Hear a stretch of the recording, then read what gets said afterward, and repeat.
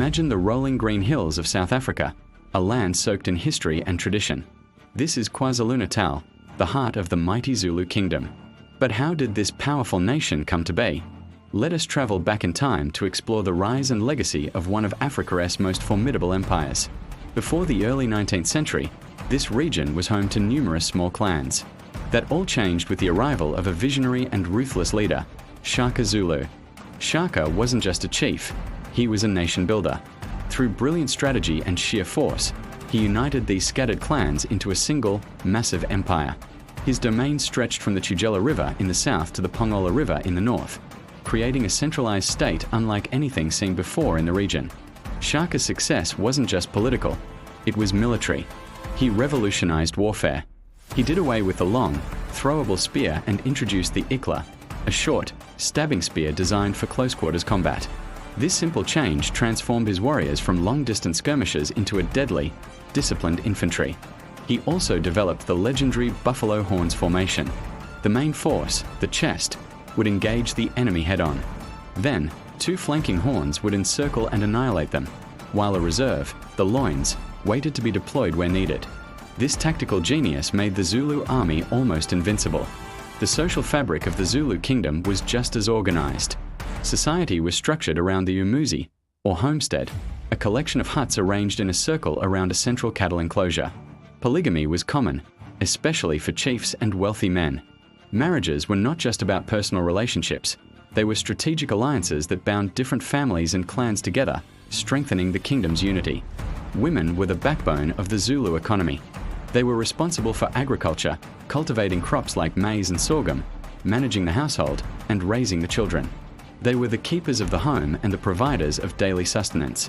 Raising children was a community effort, with clear paths laid out from a young age. When boys came of age, they were drafted into amabutho, or age-grade regiments. Here, they weren't just trained as warriors, they learned discipline, loyalty, and service to the king. These regiments also served as a labor force, building royal kraals and cultivating the king's fields. Girls, on the other hand, learned the essential domestic and agricultural skills from their mothers and other women in the umuzi, preparing them for their future roles as wives and mothers who would sustain the community. So, what was considered wealth in the Zulu Kingdom? Not gold or diamonds, but cattle. Cows were everything. They were the ultimate measure of a man's wealth and status. The more cattle you had, the more influential you were. They were also deeply spiritual. Cattle were used in rituals to communicate with ancestors and was central to the most important social contract, lobola, or bride wealth.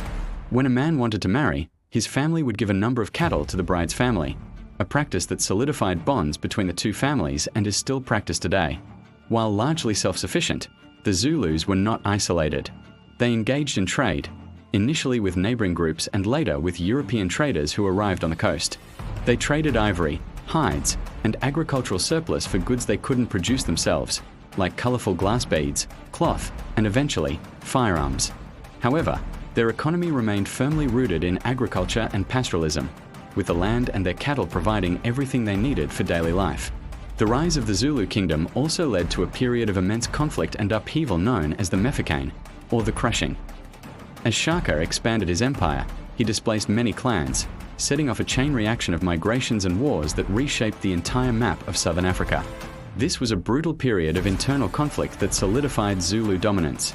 Decades later, the Zulus would face a new and even more formidable enemy, the British Empire. This led to the Anglo-Zulu War of 1879. The war began with a stunning Zulu victory at the Battle of Isandlwana, where a Zulu force of over 20,000 warriors overwhelmed a technologically superior British camp, a defeat that sent shockwaves through the British Empire.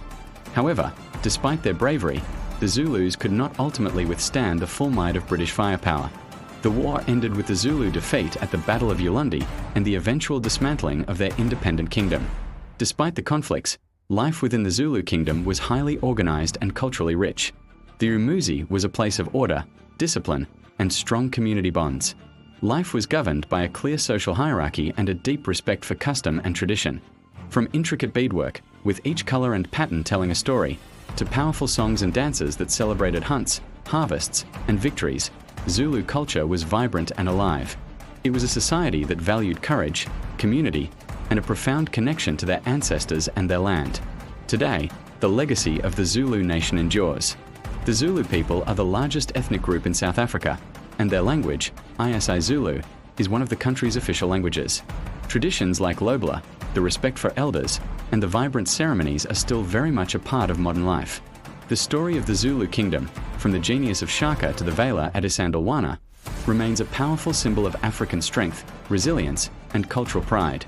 It's a history that continues to inspire and resonate far beyond the rolling hills of KwaZulu-Natal. Thank you so much for watching. If you enjoyed this journey into history, don't forget to like, share, and subscribe for more stories from our incredible world.